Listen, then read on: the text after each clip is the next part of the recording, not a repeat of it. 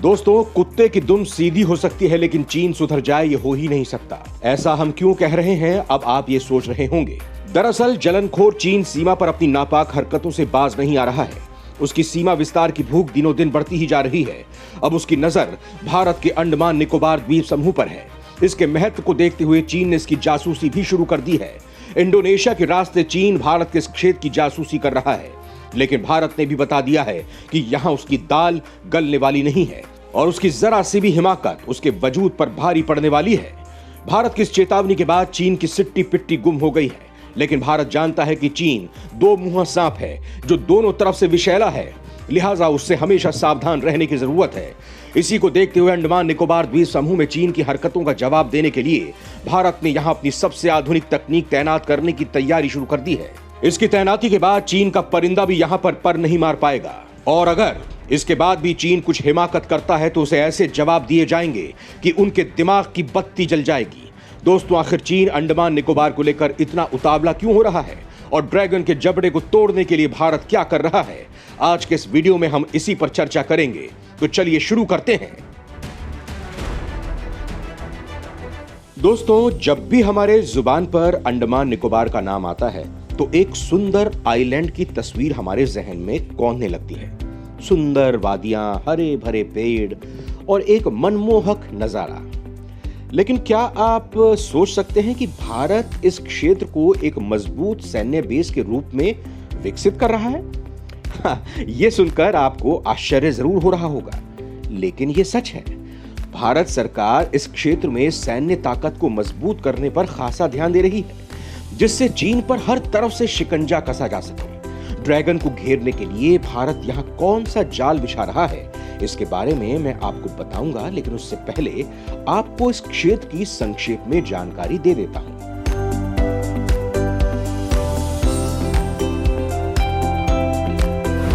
प्रकृति का है अनूठा नजारा, 300 छोटे बड़े द्वीपों का है समूह।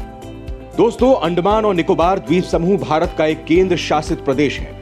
अंडमान निकोबार है अद्भुत। ये बंगाल की खाड़ी के दक्षिण में हिंद महासागर में स्थित है। अंडमान और निकोबार लगभग 300 छोटे बड़े द्वीपों का समूह है, जिसमें कुछ ही द्वीपों पर आबादी है। यहाँ की राजधानी पोर्ट ब्लेयर है। अंडमान और निकोबार द्वीप समूह का संघ राज्य क्षेत्र 6 डिग्री और 14 डिग्री उत्तरी अक्षांश और 92 डिग्री तथा 94 डिग्री पूर्वी देशांश के बीच स्थित है। ये द्वीप 10 डिग्री उत्तरी अक्षांश पर स्थित है, जिसे अंडमान द्वीप समूह कहते हैं, जबकि 10 डिग्री उत्तरी अक्षांश पर स्थित दक्षिणी द्वीप को निकोबार द्वीप समूह कहते हैं। इन द्वीप समूहों का मौसम नम उष्ण कटिबंधीय तटीय मौसम है। इन द्वीपों में दक्षिणी पश्चिमी और उत्तरी पूर्वी मानसून से वर्षा होती है। यहाँ मई महीने से दिसंबर महीने के बीच अधिकतम बारिश होती है। यहाँ पर कुल 572 द्वीप हैं। अंडमान द्वीप का 86% क्षेत्रफल वन संपदा से ढका हुआ है। दोस्तों, बंगाल की खाड़ी में बसा निर्मल और शांत अंडमान पर्यटकों के मन को असीम आनंद की अनुभूति कराता है। ये भारत का एक पसंदीदा द्वीप समूह है।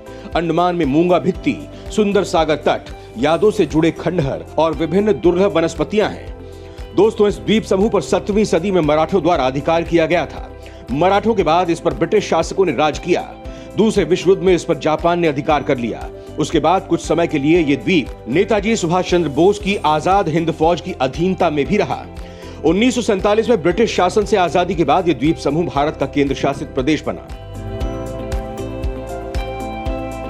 दोस्तों, ब्रिटिश शासन इस जगह का इस्तेमाल स्वतंत्रता संग्राम आंदोलन में अपनी दमन की नीति के अंतर्गत क्रांतिकारियों को भारत से दूर जेल में रखने के लिए करता था। इसी कारण से आंदोलनकारियों के मध्य काला पानी के नाम से जाना जाता था। दोस्तों, 2018 में बदला गया नाम। 30 दिसंबर 2018 को अंडमान के रोस, नील और हेवलॉक द्वीप का नाम क्रमशः नेताजी सुभाष चंद्र बोस द्वीप, शहीद द्वीप और स्वराज द्वीप किया गया। दोस्तों, बता दूं कि नेताजी ने ही इन द्वीपों का ये नामकरण करने का सुझाव उस वक्त दिया था। नाम परिवर्तन की घोषणा प्रधानमंत्री नरेंद्र मोदी ने 30 दिसंबर को अंडमान की यात्रा के दौरान किया, जिस दिन नेताजी की अंडमान यात्रा के 75 साल पूरे हुए थे। नेताजी ने 30 दिसंबर 1943 को पोर्ट ब्लेयर में झंडा फहराया था।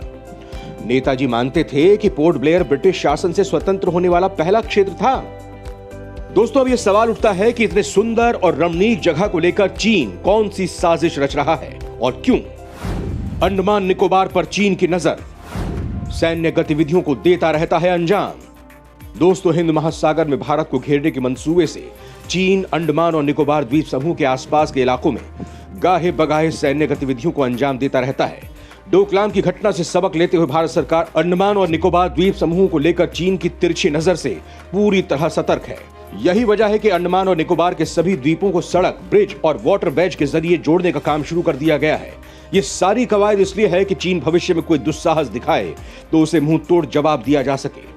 सरकार की कोशिश है कि अंडमान और निकोबार के सभी द्वीपों को जोड़ा जाए, जिससे कि आपातकाल या चीन की किसी हिमाकत के वक्त सैन्य साजो सामान और सैनिकों को सड़क समुद्र मार्ग से त्वरित गति से पहुंचाया जा सके। दोस्तों, अंडमान और निकोबार द्वीप समूह में इंफ्रास्ट्रक्चर की कमी की वजह से चीन इसके आसपास के क्षेत्र में खुराफाती गतिविधियां दिखाता रहा है।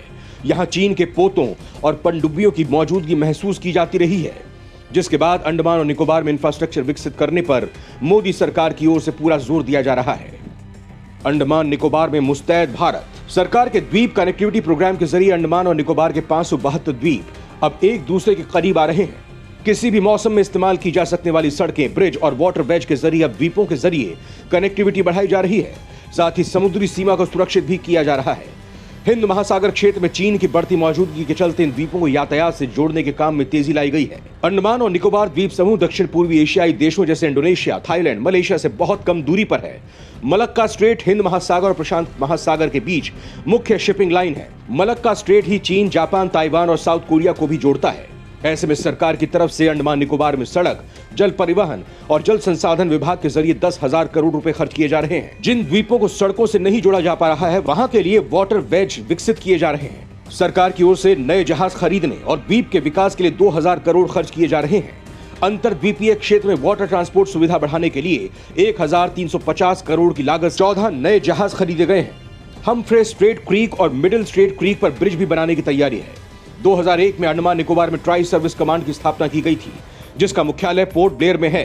इसमें जल, नभ और थल तीनों सेनाएं हैं तथा ये थिएटर कमांड जैसे रूप में ही कार्य करती हैं। चीन को कड़ी टक्कर देने के लिए भारत अंडमान और निकोबार द्वीप समूह में फाइटर प्लेन तैनात करने की योजना बना रहा है। इससे मलक्का, सुंदा, लुम्बोक और ओम्बई बेतार जल डमरू मध्य के साथ हिंद महासागर के पश्चिमी क्षेत्र में भारत की पकड़ और मजबूत हो जाएगी। पोसिडॉन 81 एयरक्राफ्ट के साथ ही यहाँ ड्रोन की तैनाती भी की जा रही है। साधारण ड्रोन की जगह अब स्पाई ड्रोन इस इलाके में उड़ान भरेंगे। दोस्तों, इतना ही नहीं, खाली द्वीपों में से कुछ द्वीपों की सैन्य बेस के रूप में विकसित करने की भी तैयारी चल रही है, जहां से समुद्र में हर गतिविधियों पर निगरानी के साथ साथ त्वरित कार्रवाई के लिए जरूरी संसाधन जुटाए जा सकते हैं। खबर है कि इस पर शुरुआती कार्य भी चल रहा है। ये काम कई स्तरों पर हो रहा है। द्वीपों के समग्र विकास के लिए केंद्रीय गृह मंत्री की अध्यक्षता में एक आइलैंड अथॉरिटी ने 2017 में काम शुरू किया है। इसके अलावा अलग से सैन्य उपयोग को लेकर भी अध्ययन किए जा रहे हैं।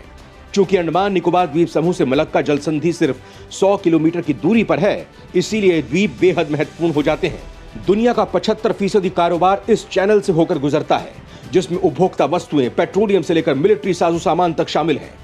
निकोबार के द्वीपों का रणनीतिक महत्व इसलिए भी बढ़ रहा है क्योंकि चीन ने श्रीलंका के हम्बनटोटा बंदरगाह को हथिया रखा है। इतना ही नहीं, चीन श्रीलंका, म्यांमार, बांग्लादेश, थाईलैंड आदि देशों को हथियारों की आपूर्ति भी कर रहा है, जिसके मद्देनजर भारत की अपनी तैयारी जरूरी है। दोस्तों, ये इलाका देश की सिक्योरिटी के लिहाज से बेहद अहम है, लेकिन इस पर ज्यादा फोकस नहीं किया गया है। मोदी सरकार ने इसे टॉप प्रायोरिटी में रखा है, लेकिन एक्सपर्ट्स मानते हैं कि यहां अभी भी काफी कुछ किया जाना बाकी है। अभी और तैयारी की जरूरत। दोस्तों, यहां कुल 572 आइलैंड हैं, जो 720 किलोमीटर एरिया में फैले हैं। सरकार का यहां 15,000 एडिशनल फोर्स तैनात किए जाने का प्लान है। नई एयर स्ट्रिप और जेटीज की जरूरत भी है।